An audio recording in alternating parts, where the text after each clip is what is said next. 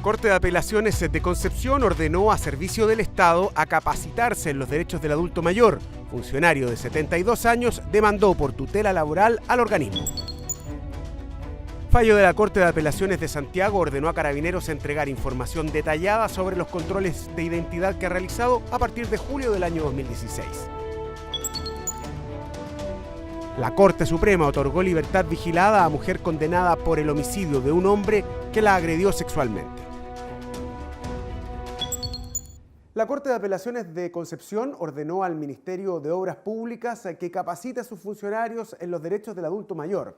El Tribunal de Alzada confirmó la sentencia que acogió la demanda de tutela laboral que presentó un trabajador de 72 años que fue removido de sus labores habituales sin ninguna explicación. Hasta el Juzgado de Letras del Trabajo de Concepción llegó Luis Zapata, funcionario por casi 50 años de la Dirección de Vialidad del Ministerio de Obras Públicas de la región del Biobío, para interponer una demanda de tutela laboral en contra de su empleador. Un procedimiento establecido en el Código del Trabajo, artículo 485 y siguientes. Durante décadas se desempeñó como jefe de maquinarias en Concepción y labores en general relacionadas con maquinarias pesadas de alta complejidad. Este es un trabajador de la Dirección de Vialidad del Ministerio de Obras Públicas de la región del Biobío, que recurre a un procedimiento que está en el Código del Trabajo, el procedimiento de tutela laboral, porque estima que se han afectado derechos fundamentales, particularmente 19, número 1 y 16 de la Constitución Política, por una decisión de su jefatura de trasladarlo de su función habitual como inspector en una plaza de peaje a otra función donde no se le asigna trabajo real. El 14 de febrero de 2017 se le informó de sus nuevas funciones: controlar el acceso en dependencias de la Dirección de Vialidad, funciones homologables a las de un guardia de seguridad, que finalmente se transformaron en cumplir su jornada laboral, sin realizar ninguna labor y sin supervisión de jefaturas, pasando a llevar su integridad física y psíquica y su libertad de trabajo, derechos establecidos en la Constitución Política. Con el pasar del tiempo, él señala que no hay ninguna función que cumple, y lo dice en grande y concreto: nada, no hace absolutamente nada. Él explica que esto se va a dar esencialmente porque como no tenían otro lugar donde colocarlo, se habría generado esta situación. A lo largo del fallo, la defensa del Ministerio de Obras Públicas asegura que el trabajador aparentemente habría tenido un mal comportamiento en su jornada laboral y que debido a la diabetes que padece no estaba cumpliendo de manera óptima sus funciones. Hechos que no fueron comprobados, por lo que el Juzgado de Letras del Trabajo de Concepción acogió la demanda de tutela laboral y el juez además agregó un aspecto de interpretación en torno a los derechos humanos y no discriminación de las personas mayores. El juez invoca un elemento interesante como norma de interpretación, que es una convención recientemente publicada en octubre del 2017, que es la Convención Interamericana sobre Protección de los Derechos Humanos de las Personas Mayores. También la invoca. Si bien no hay expresamente una decisión vinculada a una discriminación por edad, sí toma ese como un elemento de interpretación. La Corte de Apelaciones de Concepción rechazó el recurso de nulidad y confirmó el fallo de primera instancia, el que ordenó al Ministerio de Obras Públicas restituir al trabajador a su anterior puesto de trabajo y también capacitar a sus compañeros y superiores sobre la Convención Interamericana de los Derechos Humanos de las Personas Mayores. Desapareció en manos de sus propios compañeros de armas. Con tan solo 19 años, el conscripto Mitchell Natch se negó a combatir el martes 11 de septiembre de 1973, una decisión que marcó su destino y que lo puso en la lista de detenidos desaparecidos que perdura hasta hoy. En el siguiente fallo histórico revisamos su detención y crimen. Se negó a disparar. La oposición del conscripto Mitchell Natch al golpe militar lo llevó a ser torturado y luego desaparecer a manos de sus propios compañeros de armas.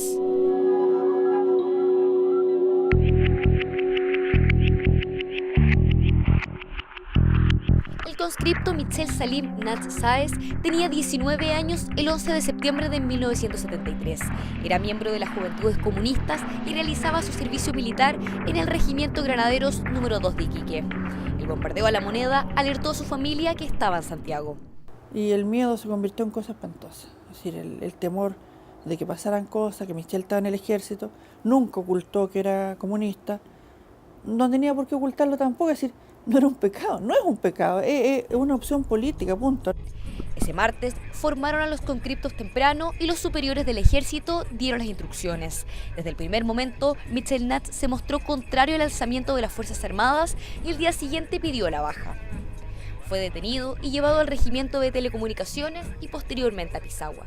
Pisagua, ya con la denominada ley maldita en la época de González Videlas, había sido ocupado como un campo de prisioneros.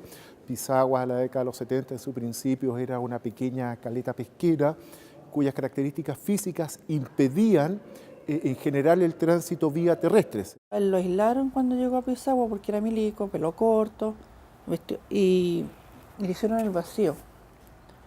Hasta que un día llegó de una sesión de tortura y se puso a llorar un rincón. De ahí lo apapacharon. Alrededor de 10 días estuvo Mitchell Natz en el campo de prisioneros de Pisagua. El sábado 29 de septiembre, antes del mediodía, los más de 400 prisioneros fueron formados y los oficiales a cargo les ofrecieron realizar un trabajo de carpintería. Había varios que se ofrecieron, pero los militares tenían decidido a quién iban a sacar. Entonces fueron sacando determinadamente. Entonces sacaron a Natz, lo eligieron a Calderón, Jiménez. Te nombro a ellos porque tienen una característica que es común, los tres eran militares. En la primera ronda fueron escogidas 6 personas, quienes posteriormente fueron fusiladas. Los oficiales les señalaron a los otros detenidos que se habían intentado fugar y fueron abatidos. Con lo cual era absolutamente imposible en el contexto geográfico que ya describimos Pisagua, y solo la llegada de la democracia y la insistencia de las familiares permitió dar con el paradero de algunos de estos ejecutados. ¿Pero qué le parece que se hayan encontrado en una sola tumba 2 cadáveres enterrados? Pero es que economía más grande. Junio de 1990, y así se refirió el general Augusto Pinochet al descubrimiento de una fosa común donde se encontraron 19 cadáveres. Todos prisioneros de Pisagua, todos menos Mitchell Natz. El hallazgo permitió abrir una investigación a cargo del ministro Hernán Sánchez Marré. La investigación de él fue una muy buena investigación, del punto de vista que recogió la mayor cantidad de antecedentes que pudo recoger, pero sin embargo habían limitaciones políticas tremendas, a pesar de ya estar en democracia. En 1995, el caso caratulado como Natz y otros fue sobreseído hasta que, en 1998, se presentó una querella contra el general Augusto Pinochet en la Corte de Apelaciones de Santiago por el abogado Adil Berkovich y la familia. La acusación fue recibida por el juez Juan Guzmán y pasó a Daniel Calvo, quien inició una serie de interrogaciones, entre ellos al general Carlos Forestier. Es tan difícil cerrar un duelo cuando no tienes cómo cerrarlo, convencerte que está muerto. Pues ya, le dispararon, lo mataron, ya. ¿Y el cuerpo? Sí, dénmelo, yo lo entierro. Denme un pedazo, lo que tengan. Pero dénmelo. Posteriormente, fue designado el juez Joaquín Vilart, quien investigó a 6 exuniformados. Tras jubilar en el año 2012, la investigación pasó a manos del ministro Mario Carroza, quien, 4 años después, condenó a 7 miembros del ejército a penas que van desde los 10 años y un día a presidio perpetuo. Y más encima estos criminales, que nunca se han arrepentido, nunca han entregado ninguna palabra, ¿dónde están nuestros familiares? Más encima están saliendo libres porque están enfermos. ¿Enfermos de qué? Enfermos de malo. De eso están enfermos, de maldad. Porque es mucha maldad, además de matar y torturar, esconder el cuerpo y no dejar que uno cierre el duelo. En el área civil, el ministro en visita por causas de derechos humanos, Mario Carroza, ordenó indemnizar a la hermana del conscripto Natz con 20 millones de pesos y a sus padres, Miguel y Ana Luisa, con 40 millones cada uno. Ambos fallecieron sin haber enterrado a su hijo. Un fallo de la Corte de Apelaciones de Santiago ordenó a Carabineros elaborar un informe con cifras detalladas sobre controles de identidad. Esto luego que académicos de la Universidad Diego Portales presentaran un recurso de reclamación para conseguir esta información que fue negada tanto por la institución policial como por el Consejo para la Transparencia. Dos profesores de la Facultad de Derecho de la Universidad Diego Portales que desarrollaban un proyecto que titularon Errores en la Justicia Penal, investigación empírica y dogmática sobre sus causas en nuestro país y recomendaciones para evitarlo, solicitaron a Carabineros a través de transparencia un detalle de los controles de identidad realizados en el país, específicamente los lugares donde se realizan. Sin embargo, la institución solo entregó información general y no con la precisión que se requirió. Carabinero negó lugar a esa petición, diciendo que no tenían esta información, lo cual era raro porque la verdad es que en información de prensa aparecía en varias publicaciones una información mucho más detallada que la que Carabineros entregó, que era solamente los datos agregados a nivel regional. Desde la clínica jurídica de la universidad decidieron presentar una reclamación ante el Consejo para la Transparencia, organismo que no acogió la petición, invocando la ley 20.285 que regula precisamente el acceso a la información pública. Desde la entidad estatal aclararon que la legislación no les da facultades para exigir que los organismos públicos produzcan información, sino que solo entreguen la que tienen. Si Carabineros entregaba la información solamente agregada, no se podía hacer control social acerca de si se estaba cumpliendo bien con la normativa de control de identidad. Por lo cual, la ley de transparencia no solamente tiene que cumplirse de manera formal, es decir, está o no está el documento, sino que efectivamente tiene que ayudar y facilitar, y por eso está el principio de facilitación, al ciudadano este control social, que es un derecho que tenemos cada uno de realizar, porque finalmente, ¿qué es lo que hace el Estado? Es trabajar con nuestros recursos, los recursos de que cada uno pone con sus impuestos. Como no nos gustó esa resolución del Consejo, recurrimos de reclamación, que es una cosa que prevé la ley, ante la Corte de Apelaciones, y sostuvimos básicamente que primero no era verdad que Carabineros no tenía esa información, había diversos indicios, entre otros estas publicaciones de prensa, pero además el modo en que la información se recolecta, ¿cierto? El hecho de que Carabineros es una institución jerarquizada, que, digamos, normalmente le pide a sus funcionarios bastante detalle respecto de las acciones que realizan en la calle. La tercera sala de la Corte de Apelaciones de Santiago acogió la reclamación de los profesores y, si bien determinó que no había un incumplimiento directo a la ley de transparencia, encontró otras vulnerabilidades respecto al trabajo que está haciendo Carabineros en relación a las leyes 20.931 y 19.327, que regulan los controles de identidad preventivos y que mejoran la persecución penal de ciertos delitos y que establecen que deben tener entre sus registros los datos solicitados por los docentes. Tendría que producirla anualmente y entregarla al Ministerio del Interior, y el Ministerio del Interior tenía que publicarla. O sea, está muy detallado, precisamente porque cuando se discutió esta facultad hubo muchas críticas. Se dijo que era una facultad que se prestaba para la discriminación, que se prestaba para los abusos. Entonces, a partir de eso se estableció esta obligación de transparencia y nosotros lo que estamos pidiendo es que se cumpla.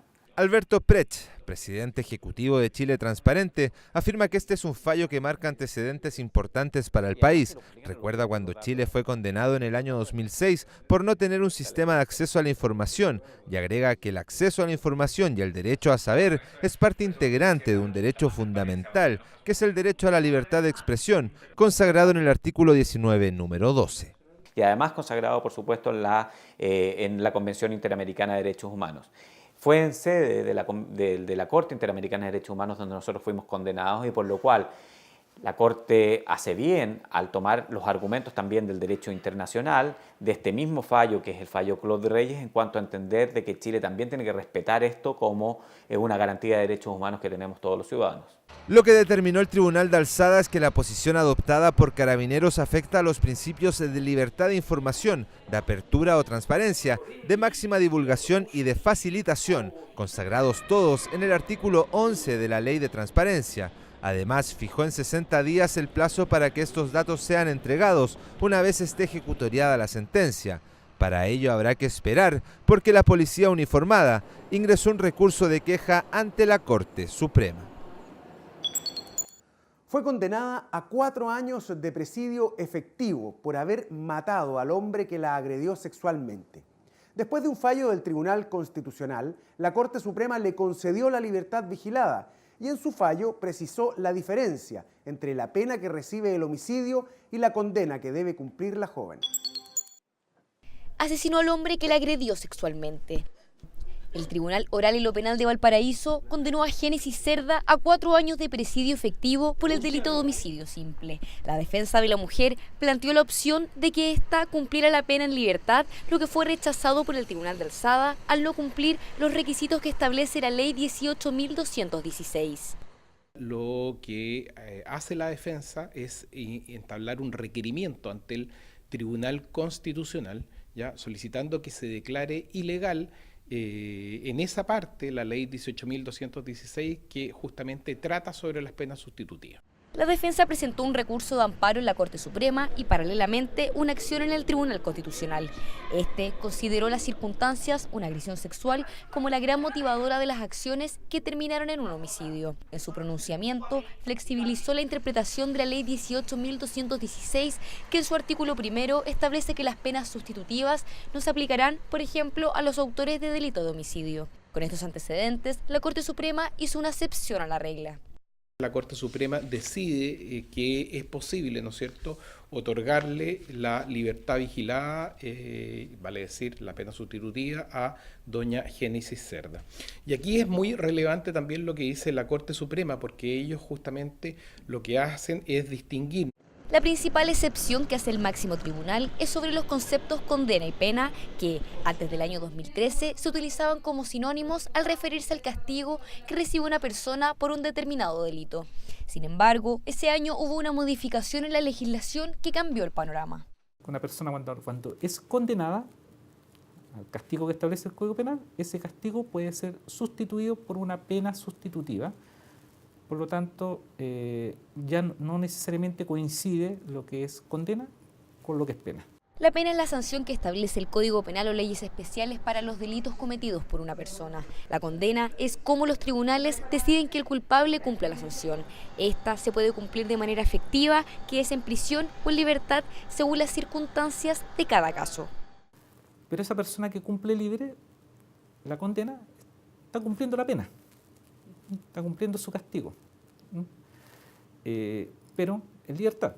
En este caso, la segunda sala del máximo tribunal acogió el recurso de amparo presentado por la defensa y Génesis Cerda podrá optar al beneficio carcelario bajo el cuidado de un delegado de Gendarmería. Ella tiene la posibilidad, ¿no es cierto?, de cumplir el resto de la pena que le queda, que son aproximadamente 2 años y medio, 3 años, ¿no es cierto?, bajo la modalidad de la pena sustitutiva de libertad vigilada intensiva, que entre otras cosas requiere que ella encuentre un oficio, un empleo. Si la persona condenada es beneficiada con una pena sustitutiva, deberá cumplir los requisitos establecidos en la legislación. De no ser así, deberá volver a cumplir la pena con la condena que fue interpuesta en un principio, es decir, efectiva. El Juzgado de Garantía de Arica inauguró una zona de lactancia materna, un espacio inédito a nivel jurisdiccional que ofrece un lugar para que las usuarias que asistan al tribunal puedan amamantar a sus hijos.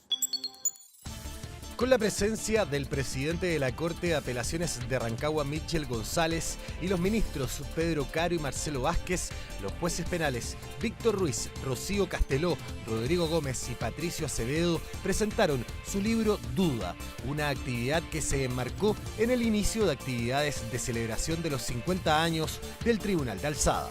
Así es, se lanza o se comienza la celebración de los 50 años de aniversario de la Corte de Apelaciones de Rancagua con el relanzamiento de este libro Duda, escrito por nuestros colegas y que para nosotros es un orgullo. Más de 200 personas participaron en la charla sobre derechos laborales para migrantes organizada por la Corte de Apelaciones de Talca. Es primera vez que se realiza una actividad con estas características. La actividad fue organizada en conjunto con la Gobernación Provincial de Curicó. El magistrado Carlos Gajardo, juez de letras del trabajo de Curicó, fue el encargado de aclarar temas como contrato de trabajo, causales de término del contrato y fuero maternal. El ministro y coordinador del programa de difusión audiovisual de la Corte de San Miguel, Roberto Contreras, presentó el documental Justicia en Rapa Nui, una mirada desde lo ancestral, producción que da cuenta de la realidad del territorio insular y cómo funciona la administración de justicia en aquella zona extrema del país. Y por lo tanto yo creo que esto es un mensaje que da algunos elementos que permiten hacer esta lectura de cómo debe ser esa vinculación, esa relación con los pueblos originarios. sobre todo con un respeto, tal como dicen los tratados internacionales, un respeto hacia su cultura, un respeto hacia sus tradiciones. La actividad contó con la presencia del ministro de la Corte Suprema Hugo Dolmetsch, la presidenta de la Corte de Apelaciones de San Miguel Ana Cienfuegos, el fiscal regional metropolitano Sur Raúl Guzmán y la secretaria regional ministerial de Justicia y Derechos Humanos Carolina Lavín. En el mismo Tribunal de Alzada se inauguró una exposición artística con obras creadas por niños y jóvenes de la Teletón. La actividad contó con una charla motivacional para sus funcionarios, dando inicio a la campaña de la institución que celebra 40 años. El Juzgado de Garantía de Arica inauguró una zona de lactancia materna, espacio inédito a nivel jurisdiccional, que ofrece un espacio cómodo y acogedor de amamantamiento a las usuarias que a diario llegan a este tribunal con sus hijos. Y hoy día hemos podido inaugurar esta zona de lactancia en que la mujer va a tener la tranquilidad para cumplir con ese amoroso rol de madre, poder alimentar a su hijo. Hemos recibido la ayuda también de la Corporación Administrativa del Poder Judicial, que nos facilitó la infraestructura. La inauguración coincide con el inicio de la celebración de la Semana Mundial de Lactancia Materna y marca un hito en los compromisos alcanzados por este tribunal con organizaciones relacionadas a los derechos de la mujer. El pasado sábado 4 de agosto, el ministro de la Corte Suprema, Héctor Carreño, realizó una presentación junto a sus hijos Gonzalo y María Ángela en el Club de Jazz de Santiago. Durante 40 minutos emocionó al público con su interpretación de Piazzolla en el bandoneón y con 3 temas de creación propia.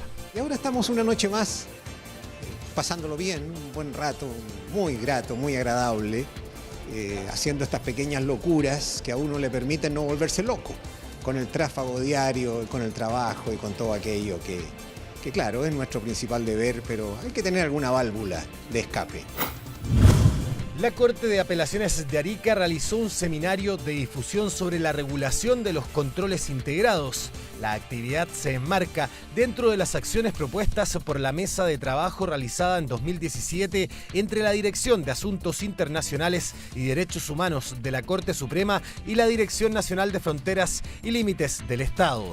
El principal objetivo es detectar las dificultades que se han originado a raíz del funcionamiento del control integrado de fronteras con los países limítrofes de Chile.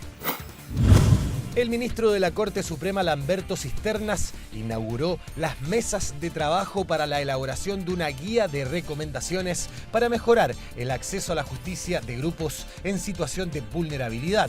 A la actividad asistieron representantes de diversas instituciones públicas que participarán en la construcción de un manual de propuestas dirigido a jueces y juezas. El ministro de la Corte Suprema, Lamberto Cisternas, encabezó en Copiapó un seminario sobre la aplicación del Acta 15-2018 sobre el nuevo procedimiento disciplinario del Poder Judicial. La actividad contó con la participación de representantes de todos los tribunales de la jurisdicción, además de órganos auxiliares en la Administración de Justicia. El balance es muy positivo porque desde luego tuvimos muy buena asistencia. Eso significa que la Corte de Apelaciones, en particular su presidente, se movilizó bien, suscitó el interés de la gente y se cumplió el objetivo de que a lo menos 2 personas por cada tribunal concurrieron. Diversos funcionarios de la jurisdicción copiapina asistieron a la actividad, encabezados por el presidente de la Corte de Apelaciones de esta ciudad, Francisco Sandoval, los ministros del Tribunal de Alzada, Mirta Lagos Pino, Pablo Crum y Antonio Ulloa, así como la fiscal judicial suplente María José Hernández, además de jueces, juezas, relatores, administradores y funcionarios. En nuestro país hay diversos tipos de contratos de trabajo. En nuestra siguiente cápsula educativa les contamos en qué consiste un contrato indefinido y sus implicancias legales. El Código del Trabajo establece diferentes tipos de contrato para que un empleador formalice su relación con un trabajador. En el documento deben figurar lugar y fecha de contrato, individualización de las partes, definición de la naturaleza de los servicios y el lugar donde se prestan, además el monto de la remuneración acordada, la duración del trabajo y otros pactos que acordasen las partes. El contrato indefinido no tiene fecha de término, lo que suele dar mayor estabilidad a los trabajadores. Las 3 formas en que podría finalizar el vínculo es a través de una renuncia, despido o fallecimiento del trabajador. En el artículo 183 del Código del Trabajo se consagra que si el trabajador continúa prestando servicios después de expirado el plazo de su contrato de trabajo, este se transformará en uno de plazo indefinido, pasando la parte a ser su empleador y contándose la antigüedad del trabajador para todos los efectos legales desde la fecha del inicio de la prestación de servicios. El presidente de la Corte Suprema inauguró la exposición de 26 grabados originales del artista español Salvador Dalí. La muestra Los sueños caprichosos de Pantagruel se exhibirá en el primer piso del Palacio de Tribunales hasta el día 24 de agosto. El ministro Aroldo Brito recibió en su despacho a familiares de detenidos desaparecidos luego de una solicitud de audiencia que hicieron desde la agrupación. Hace algunos días un grupo de personas había realizado manifestaciones pacíficas en las afueras del Palacio de Tribunales y durante la reunión que sostuvieron con el presidente Brito pudieron hacer presentes sus quejas y apreciaciones respecto a las últimas decisiones que ha tomado una de las salas del máximo tribunal y que fue visto como un retroceso por parte de la agrupación. Le manifestamos nuestra preocupación y le señalamos que vamos a entregar el día de mañana una carta para que sea presentada al Pleno de la Corte Suprema, donde le vamos a pedir manifestar nuestra preocupación, manifestar nuestra indignación, porque lo que aquí se está cometiendo es un retroceso. El presidente de la Corte Suprema, Aroldo Brito, y el decano de la Facultad de Derecho de la Pontificia Universidad Católica de Chile, Carlos Frontaura, firmaron un convenio que establece un sistema de colaboración académica jurídica. Para permitir pasantía de nuestros alumnos de tercero, cuarto y quinto año en el Poder Judicial y concretamente para poder colaborar con la acción que lleva adelante la Dirección de Archivos y Bibliotecas del Poder Judicial. Hasta el Palacio de Tribunales llegó el director del Servicio Nacional del Adulto Mayor, Octavio Vergara, para firmar un convenio de cooperación para promover y respetar los derechos humanos de las personas mayores, con la máxima autoridad del Poder Judicial, Aroldo Brito. Para nosotros nos pone muy contentos la firma de este acuerdo y convenio de colaboración que firmamos con el presidente de la Corte Suprema. Es un hecho histórico para nosotros como Servicio Nacional del Adulto Mayor, lo cual nos permite efectivamente posicionar el tema del envejecimiento y la necesidad también de cuidado y de atención jurídica que tienen las personas mayores a lo largo del país. El acuerdo, que tiene como objetivo favorecer el desarrollo de actividades orientadas a los adultos mayores, pretende su inclusión, integración y participación en la sociedad. Acompañados por ministros y ministras del máximo tribunal, el presidente de la Corte Suprema, Aroldo Brito, asistió a la ceremonia inaugural de la exposición de 2 colecciones exclusivas del artista español Salvador Dalí, Los sueños caprichosos de Pantagruel y Las cenas de gala, que se exhiben por primera vez en Chile. Desde hace algunos años tenemos la política institucional de acercarnos a distintas expresiones artísticas. Nos parece que tenemos la posibilidad de hacerlo. Hay muchísima gente que transita por este lugar. Esta exposición fue traída a Chile por la Fundación Universitaria Iberoamericana gracias a la gestión de la Corporación Administrativa del Poder Judicial. Los 26 grabados originales están expuestos en el primer piso del Palacio de Tribunales hasta el 24 de agosto y el acceso es gratuito. En el Salón de Honor de la Corte Suprema, el presidente del máximo tribunal, Aroldo Brito, y la fiscala judicial, Lía Cabello, inauguraron el segundo encuentro anual de fiscalías judiciales, que reunió a fiscales judiciales de las 17 jurisdicciones del país. Durante el encuentro se analizó el rol que deben cumplir los fiscales con respecto al resguardo efectivo y respeto de los derechos fundamentales de las personas. Además, se destacó la labor que cumplen en las visitas a cárceles para garantizar los derechos de los internos y la función que desempeñan al supervigilar la conducta funcionaria de los miembros del Poder Judicial.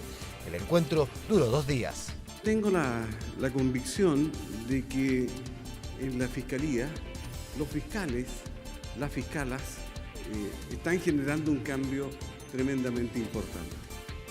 Los tiempos han hecho necesaria alguna modificación. se han entregado una mayor cantidad de responsabilidades a las fiscalías. La Corte Suprema no solo se ha conformado con entregar el control de las declaraciones, herramienta importantísima a los efectos de prever cuestiones de probidad. La Corte también ha encomendado todo lo disciplinario a los fiscales y eso significa una encomienda particularmente importante. El presidente de la Corte Suprema, Haroldo Brito, recibió en audiencia al recientemente asumido gran maestro de la masonería chilena, Sebastián Hans. En la cita, ambas personalidades intercambiaron palabras sobre algunos temas a nivel país. Hemos venido a presentar nuestros saludos al señor presidente de la Corte Suprema, don Haroldo Brito. En mi caso, he asumido el cargo ahora hace 8 días atrás. Y por lo tanto pedimos la oportunidad de venir a presentarnos ante el señor presidente, porque la masonería desde luego está siempre preocupada de la aplicación de la justicia. El subsecretario de Relaciones Exteriores, Alfonso Silva, se reunió con el presidente de la Corte Suprema, Haroldo Brito. En la oportunidad acordaron el apoyo en materias internacionales en los que hay temas de interés tanto para la Corte como para el Ministerio. En primer lugar, venía por primera vez como ministro subrogante y subsecretario a saludar al presidente de la Corte Suprema, a ponernos a disposición en materia de colaboración que son naturales. En materia internacional hay trámites que se efectúan a través de la Corte Suprema, solicitud de cooperación judicial con otros países y entre esas cosas vinimos a ver algunos temas que son de interés de ambos, de la Corte Suprema y de la Cancillería. La subsecretaria de Bienes Nacionales, Alejandra Bravo, fue recibida en audiencia por el presidente de la Corte Suprema, Haroldo Brito. La subsecretaria hizo una breve exposición sobre lo que está haciendo el Ministerio con el Plan de Regulación Nacional que se llamará Chile Propietario, que contempla también la regulación de los inmuebles fiscales. Ponemos fin a la edición de este noticiero del canal del Poder Judicial, invitándolos como siempre a que revisen las diferentes plataformas digitales para estar en permanente contacto con ustedes, en especial nuestro sitio web www.poderjudicialtv.cl. Que estén muy bien.